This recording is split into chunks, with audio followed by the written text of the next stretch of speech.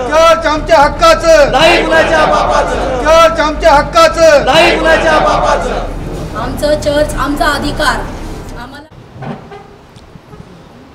आज ही पाणी आणि लाईटची थोडं कारवाई होती संबंधित आम्हाला कालच कळालं होतं अचानक. तर मी संबंधित सर्व चर्चच्या लोकांशी चर्चा केली. माहिती पडली की खरोखर आज येणार आहेत. तर बोला मग काय करायचं, बोले आपण सर्व मिळून.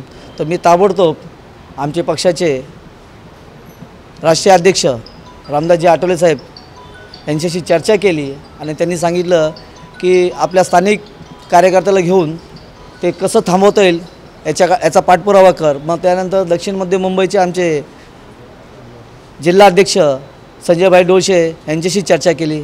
आमचे तालुका अध्यक्ष रविभाऊ गायकवाड यांच्याशी चर्चा केली आणि आमचे झोपडपट्टी महासंघाचे अध्यक्ष सुमितभाई वंजाळे यांनाही मी चर्चा केल्यानंतर सांगितलं की आपण त्यांच्या विरोधात आपण मोर्चा टाकू. आणि मी सर्व मेसेज रात्री फॉरवर्ड केले.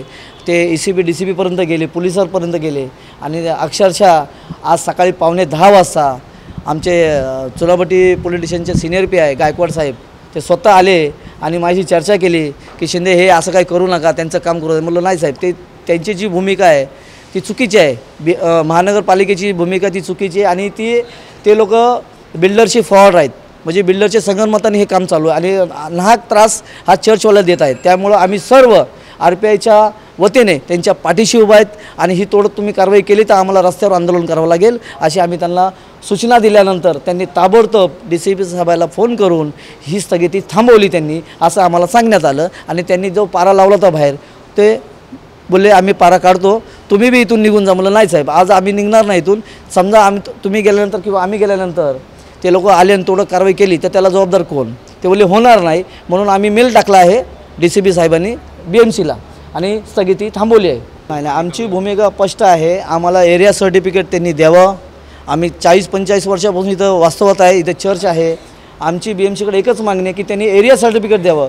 हर्षद काळेसाहेब DMC त्या साहेबांनी सुद्धा त्यांनी सांगितलं होतं की तुम्ही यांना चर्चवाल्याला एरिया सर्टिफिकेट द्या. पण काही अधिकारी, मजूर अधिकारी जे म्हणजे बिल्डरचे पैसे खाऊन बसलेले आहेत ते लोक एरिया सर्टिफिकेट द्यायला तयार नाहीत. त्यानंतर आमची दुसरी हिअरिंग झाली त्यावेळेस विटीहून त्यांचे काही वकील, मोठे वकील आले होते. त्यांनी सांगितलं की तुम्ही एरिया सर्टिफिकेट त्यांना का देत नाहीत. तरी बी ते आम्हाला एरिया सर्टिफिकेट देत नाही. आमची प्रमुख मागणी आहे की त्यांनी एरिया सर्टिफिकेट द्यावा. आमचा मार्ग मोकळा होईल आणि तुमच्याही बिल्डिंगचा मार्ग मोकळा होईल. आज थोडं कारवाई होती नळ आणि पाण्याच्या आपलं लाईटच्या संदर्भात. त्या संदर्भात आम्ही तात्काळ आमच्या वकिलांनी की आजची ताबडतोब हिअरिंग घेण्यात यावी जेणेकरून आमची कोर्टामध्ये पेशी असल्याने देखील, तारीख पुढे असल्याने देखील BMC आमच्यावर अन्यायकारक वागत आहे. आम्ही लवकरच आमच्या मान्यवरांशी भेटून, RPIच्या कार्यकर्त्यांशी भेटून येणाऱ्या सोमवारी मोठ्या संख्येने BMCहून धडक मोर्चा काढण्याच्या तयारीमध्ये आहोत आम्ही. हमने RPI के तरफ से जो आज भूमिका ली है और वो जो प्रशासन को भी हम लोग ने जगह किया है और पुलिस प्रशासन को भी हम लोग ने माहिती दिया था और आपके ही प्रेस माध्यम से भी माहिती उनको मिला था कि इधर आंदोलन होने वाला है. उन लोग से उन्होंने ताबड़तोब एक्शन लेके DCP ECB से और BMC से बातचीत करके उन्होंने ये स्थगिती रुका दी है. हम लोग की कोर्ट की आगे की हियरिंग चालू है. इसके बाद हम लोग देखेंगे आगे क्या होता है. हम लोग RPI की तरफ से आने वाले सोमवार को हम लोग नहीं माने BMC हमसे एरिया सर्टिफिकेट नहीं दिया हमको, तो हम सोमवार को हमारे जितने भी पॉलिटिशियन लीडर है उससे बातचीत करके सोमवार को हम लोग मोर्चा डालने वाले हैं. हे धार्मिक स्थळ आहे आणि धार्मिक स्थळासाठी रिपब्लिकन पार्टी ऑफ इंडिया नेते रामदासजी आठवले साहेब हे नेहमीच रस्त्यावरती उतरण्यासाठी कार्यकर्ते तयार असतात. आणि सदर चर्चला मला वाटतं गेली आम्ही 3 ते 4 महिन्यापासून सपोर्ट करत आहोत. आणि ह्या चर्च एक धार्मिक स्थळ आहे. महानगरपालिका पण आम्ही पूर्वी पण सांगितलं नाही, याच्यानंतरही आम्ही समजून सांगतो की जर महानगरपालिका बिल्डर धार्जिन काम करत असेल आणि या धार्मिक स्थळाला जर हात लावण्याचा प्रयत्न करत असेल तर रिपब्लिकन पार्टी ऑफ इंडिया ही रस्त्यावर उतरल्याशिवाय राहणार नाही.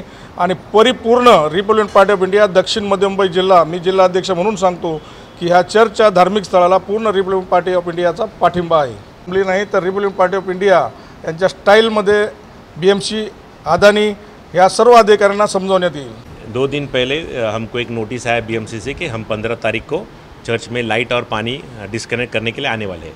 तो उसी तरह से हमने तुरंत RPI जी संजय डोलशे सर से मिले दिनेश शिंदे से मिले और उनकी फुल टीम है। कल इनके साथ मैं बैठा था 11 बजे तक, इन्होंने बहुत कुछ मुझे हेल्प कर दिया और मैंने इनको बताया कि इन लोग आ रहे, तो ये फुल टीम इनके साथ आई है और इन्होंने डीसीपी बीएमसी के साथ बात करके आज वो रुका दिया है। हम इसलिए संजय सर का बहुत आभार मानते हैं कि आज 3-4 महीने से वो हमारे साथ हमेशा रहते हैं।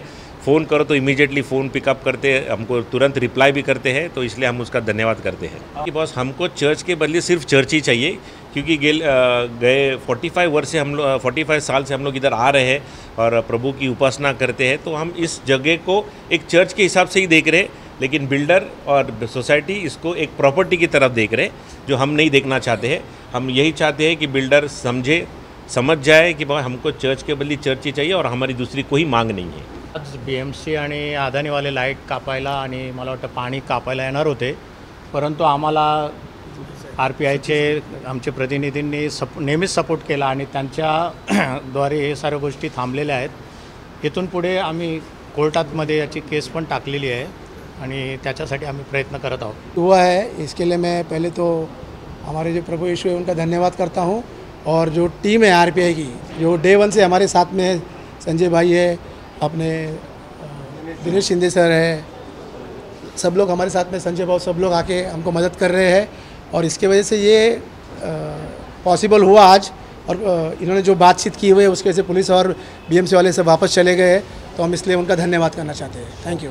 मी स्वतः इथे 18 वर्षापासून यायला लागली आणि ह्या चर्चमध्ये आल्यानंतर पुष्कळ लोकांचं परिवर्तन झालेलं आहे, पुष्कळ लोक बदललेत, तर ते देवाची इथे एक वेगळीच एक प्रेझन्स आहे।